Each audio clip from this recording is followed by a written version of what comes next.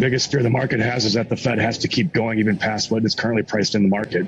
And so rate hike expectations have pretty much been on an elevator up. They've stabilized a bit recently, and we think they'll stay where they are right now because you are starting to see, despite the hot inflation print last week, you're starting to see forward-looking indicators of inflation come down.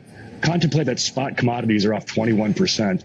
That is set to have a pretty chilling impact on inflation in the coming months and should alleviate those fears that this is something like the 1970s where economic growth slows, but the Fed has to keep going because inflation doesn't slow with it. Well, Brett, it seems like everybody in the market's looking at those signals and trying to be forward-looking about it and anticipate the turn in policy to accommodate that. And yet the Fed seems to be operating by a different standard, which is multiple months of declining inflation evident in the data itself. It seems to me that's the kind of the frontier of the tension that exists in these markets, where the market wants to get on with the next phase, and the Fed says we're not going to show any inclination to ease back until the numbers tell us to. Yeah, I mean, the Fed is certainly trying to keep their inflation fighting credibility. They don't want to lose that. That's why they actually increased the pace, because they saw, for example, the University of Michigan 5 to 10 go up to 3.3%, which was ultimately revised back to 3.1. But the Fed isn't going to show their hand too early. They want people to believe that they actually have still inflation fighting credibility, because that's what they lost in the 70s and 80s. I don't think they're anywhere near that yet. And if you think about it, the Fed can pivot pretty fast.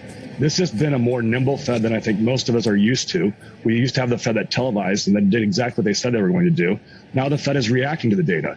That is what is creating the volatility that you're seeing. And I think it could be just as fast on the opposite side if you do see concrete signs showing up in the data. I think that CPI data kind of distorted things, that it shows that inflation is in fact subsiding. Does that mean that you believe, first of all, it's obvious this Fed is more flexible than we previously thought, right? November of last year, we were talking maybe one hike this year.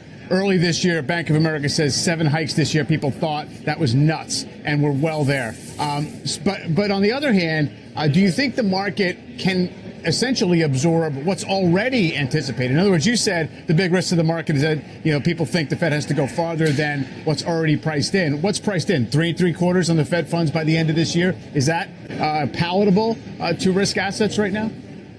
I think so. I think you've seen the market stabilize. I know it's been down a bit this week, but we're kind of in the same range that we have been for the past couple months. And that's largely due to the fact that we've kind of peaked on these rate hike expectations somewhere in the middle of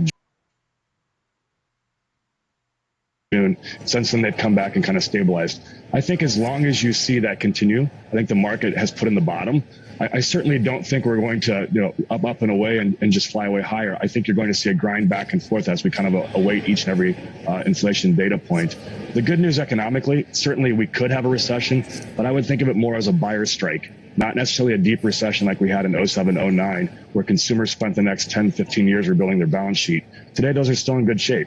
And so any recession would be mild, and the market, to me, has made its bottom and will push higher into the year end, but certainly not, up and to the right.